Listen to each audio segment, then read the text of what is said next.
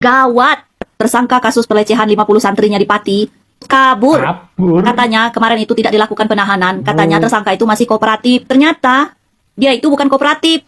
Ternyata tersangka itu lagi nyusun strategi buat dia kabur. Sekarang dia udah kabur. Siapa coba yang harus bertanggung jawab? Mungkin dia juga lagi usaha buat nyuap polisi biar kasusnya bisa diselesaikan seperti yang dia lakukan terhadap pengacara korban. Dia juga mungkin lagi mantau. Kira-kira nih santrinya itu sedikit apa banyak yang speak up. Ternyata yang speak up itu banyak. Ketar-ketir lah dia itu. Dia bukan kooperatif. Dia lagi nyusun strategi buat dia kabur. Nah sekarang terbukti dia kabur. Lagian ya, kenapa polisi itu tidak melakukan penahanan segera? Sedangkan kelakuannya ini sudah dia lakukan dari tahun 2020. Sekarang sudah ramai, korbannya juga sudah banyak, tapi polisi tetap tidak melakukan penahanan. Kenapa? Sekarang tersangkanya itu sudah kabur, entah kabur kemana. Mungkin dia mau nyusul kiai yang sodomi yang kabur ke Mesir sana. Lagian polisi kenapa sih lelet amat? Apa coba alasannya? Sedangkan korbannya saja sudah banyak, apalagi alasan polisi tidak melakukan penahanan. Sekarang tersangka tersebut kabur, siapa yang harus bertanggung jawab? Kenapa polisinya tidak melakukan penahanan? Apa karena dia banyak uang? Terus sekarang siapa yang harus bertanggung jawab? Pren, info penting, Pak. Info penting. Jancuk, kiai ini kabur, Pak. Ya. Kiai cabul predator Azhari kabur dari wilayah Jawa Tengah. Bukan hanya dari Pati loh ya, dari Jawa Tengah. Himbauan, warning bagi seluruh masyarakat senusantara yang mengetahui keberadaannya, tolong serahkan ke Polres atau Polsek terdekat.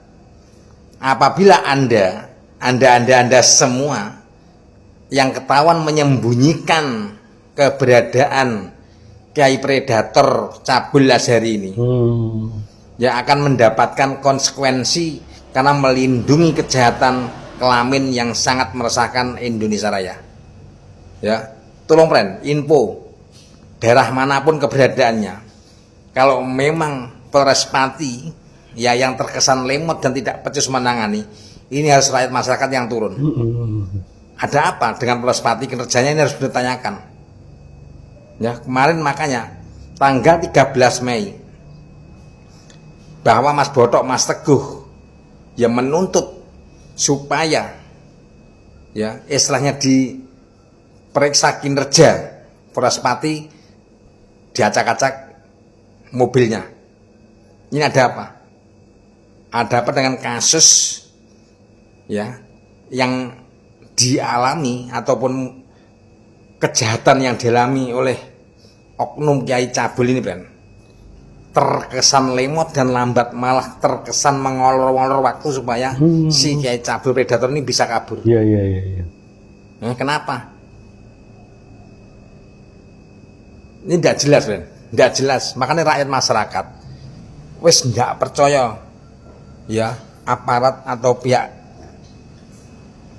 kepolisian yang kayak model-model Polres Pati nggak percaya belas, Ben. Nggak percaya. Dengan alasan ini itu ya, kemarin menjamin ya keberadaannya dan tidak keluar dari wilayah Pati, tapi nyatanya kabur keluar Jawa Tengah. Hancur. Parah. Model-model Kapolres model kerjanya taek. Jangan menutup mata, menutup hati, menutup pintu hati nurani demi menjaga nama baik sebuah agama, hingga menganggap hal biasa terjadinya kejahatan seksual di pondok pesantren. Tentunya ini bukan hal kali pertama kejahatan seksual yang terjadi di pondok-pondok pesantren terhadap santri ataupun santriwati yang dilakukan oleh kiai di pondok pesantren tersebut. Menurut saya ini jangan dibiasakan, jangan dianggap hal biasa gitu loh ya. Dan seperti kita tahu, korban sudah ada dan pernah melapor ke polisi namun tidak pernah ditanggapi. Ini kita bukan membesar-besarkan kasus ini. Ini sebagai efek jerah agar tidak lagi ada korban-korban lainnya, korban santriwati santri lainnya sebagai korban kejahatan seksual dari para kiai di pondok pesantren dimanapun untuk selanjutnya gitu loh. Jadi ini yang saya tahu mengikuti beritanya nih ya gitu loh. Pelaku sudah menjadi tersangka, namun polisi aparat kepolisian di Pati menyatakan untuk perlu kehati-hatian menangkap pelaku, sedangkan korban sudah ada gitu loh ya. Nah, kalau dalam kasus ini pelaku bisa lolos gitu loh, artinya ada mencuan di lembaga hukum. Jadi sekali lagi ya, di mana MUI gitu loh ya, di mana Komnas HAM Perlindungan Anak dan Perempuan gitu loh, di mana Menteri Pemberdayaan Perempuan dan Anak gitu loh. Jangan hanya misalnya ini misalnya untuk menjaga nama baik agama gitu loh, lalu menutup mata, menutup hati nurani, menutup telinga gitu loh ya, tanpa peduli korban, para korban gitu loh ya. Saya rasa bukan hanya sekedar rumor gitu loh ya, ada 50 korban santriwati yang digilir gitu loh. Ini kejahatan seksual, bukan lagi perbuatan asusila gitu loh. Ini kejahatan seksual terhadap perempuan dan anak. Kita tidak bicara tentang agama gitu loh ya, tapi tentang kejahatan seksualnya terhadap perempuan dan anak gitu loh ya. Cukup gerah juga ini gitu loh ya, karena yang saya tahu gitu loh, pelakunya tak kunjung juga ditangkap gitu loh oleh kepolisian aparat polisi di Pati gitu loh. Itu yang saya tahu mengikuti beritanya gitu loh, sudah menjadi tersangka namun tak kunjung ditangkap gitu loh. Ada apa gitu loh, sedangkan korban sudah ada gitu loh. Ternyata kasus pelecehan seksual di pondok pesantren yang ada di Pati sudah dilaporkan sejak tahun 2024 yang lalu, tetapi pada saat itu belum ditindaklanjuti. Dan pengakuan pengacara tersangka ternyata pernah ditawari, disuap agar kasus itu dihentikan atau tidak dilanjutkan. Ya, kita sebagai rakyat biasa pantas dong, logis dong bila kita itu menduga-duga. Jangan-jangan, ini jangan-jangan loh, namanya dugaan kan belum pasti. Jangan-jangan pihak kepolisian juga pernah ditawari atau bahkan mungkin sudah diberi ya, disuap agar tidak menindaklanjuti kasus-kasus tersebut. Ini karena kan banyak yang mengatakan bahwa kiai itu ternyata koneksi keuangannya juga luar biasa banyak. Makanya saat ini tersangka kabur entah kemana, tidak ketemu, didatangi ke rumahnya juga keluarganya tidak ada yang tahu. Ya jangan-jangan ini curiga lagi ya, diduga itu ada permainan di balik layar ini sehingga kiai itu bisa melarikan diri. Ya ini cuma dugaan loh ya.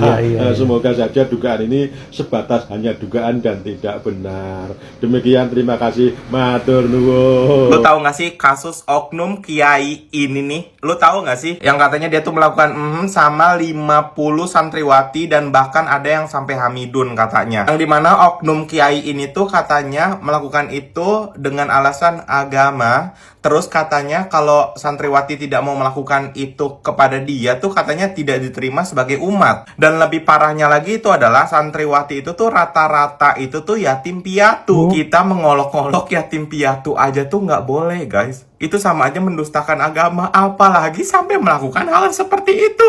Itu sebutannya apa lagi, gue nggak tahu dah. Dan yang lebih parahnya lagi adalah ketika melakukan itu, santriwati itu tuh disuruh titiunya, terus kayak menelan nya, terus kayak ya gitu deh kata gue sampai deh gitu. Dan yang lebih lucunya lagi itu adalah ketika ditangkep nih ya kan, dia tuh masih senyum-senyum.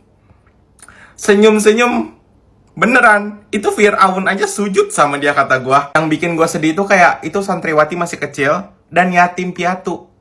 Itu yang kayak anjing gitu. Semoga oknum-oknum kayak begini tuh nggak ada lagi dan semoga ini nih ya guys ya, oknum yang ini nih, kiai ini nih dihukum paling berat gitu. Aku mau bahas kasus yang sakit banget. Kiai yang diduga 50 santrinya. Bahkan ada korban yang sampai hamil, teman-teman. Saat korban, terduga pelaku ini bawa-bawa agama. Bilang kalau perlakuannya itu agar korban itu bisa diterima oleh umat. Bahkan ada korban yang harus menelan punya terduga pelaku. Sakit banget, sakit kasus ini yang harus kita kawal untuk melindungi anak-anak, teman-teman. Jadi ini kejadiannya di Pondok Pesantren Dolo Kusumo Pati. Terduga pelakunya adalah Kiai Asyari. Kejadian itu sudah ketahuan dari tahun 2024. Ia melecehkan santriwatinya namun tidak diproses lebih lanjut. Padahal sudah ada bukti chat. Jadi terduga pelaku ini melecehkan santrinya secara fisik dan juga lewat verbal secara chat. Hingga tahun 2026, teman-teman, ada 50 korban yang sudah terkonfirmasi. Yang mana kebanyakan korbannya ini adalah anak yatim piatu, teman-teman. Astagfirullah, anak yatim piatu. Jadi dari pattern ini bisa dilihat bahwa terduga pelaku ini memang mengincar korban-korban yang vulnerable untuk dimanfaatkan terhadap perlakuan bejat si terduga pelaku ini. Ini yang benar-benar bikin sakit banget adalah saat terduga pelaku ini melakukan perbuatan bejatnya ini.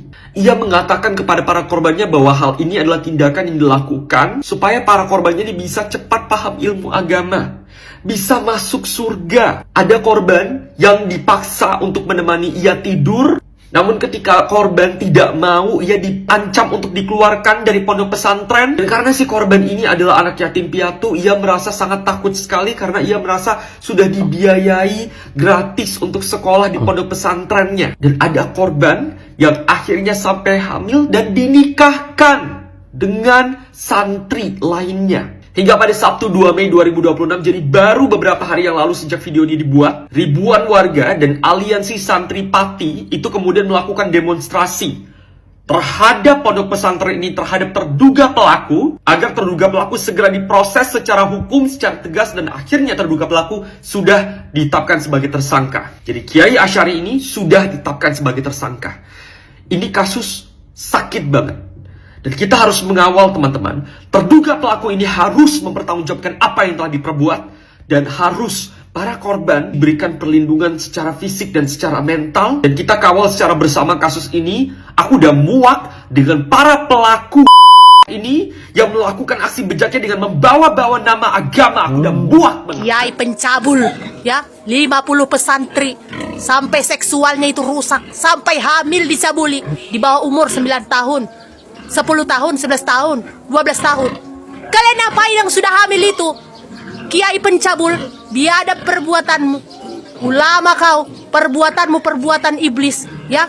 Pasti banyak ini kiai-kiai yang lain yang merusak generasi bangsa ini. Udah berapa anak yang dikeluarkan oleh dibuat pencabul-pencabul ini? Pasti sudah banyak anak-anak rusak dibuatnya. Pasti udah lebih 50 orang, ya. Sudah lebih berapa anak-anak yang keluar ya setelah dicabulinya. Hati siapa yang gak rusak kalau mendengar ada orang tuanya, ada anak-anaknya dicabuli? Sebagai ibu, sebagai perempuan, kita saja mendengar itu tidak setuju. Ada anak yang dicabuli di bawah umur, melakukan seksualnya, melakukan biadabnya. Perbuatan apa itu? Innalillahi, geus aya deui wae ya kasus kawas kieu. Aduh, kamari si Al-Misri, ayeuna Ashari. Kiai cenah gitu. Gak main-main 50 santri. Allahu Akbar. Dan sekarang cenah kabur ieu. Kalian yang ikut ya nutup-nutupin, yang ikut membantu kaburnya kiai ini, tanggung jawab. Tanggung jawab, berat tanggung jawab nata. Ampun Gusti, aku yakin nih gara-gara kasus ini banyak orang tua yang ragu buat masukin anaknya ke pondok pesantren. Karena udah banyak kasus kayak gini. Kemarin aku waktu upload tentang Al-Misri, di komentar tuh banyak yang komen kalau mereka juga ngalamin hal yang sama dari guru ngajinya, dari kiainya, dari ustadznya. Dan mereka gak berani buat bicara. Ini yang ke-expose sudah banyak, apalagi yang gak ke-expose, na'udzubillahi min dzalik. Ya Allah, gimana ini? Bingung? Apa bingung?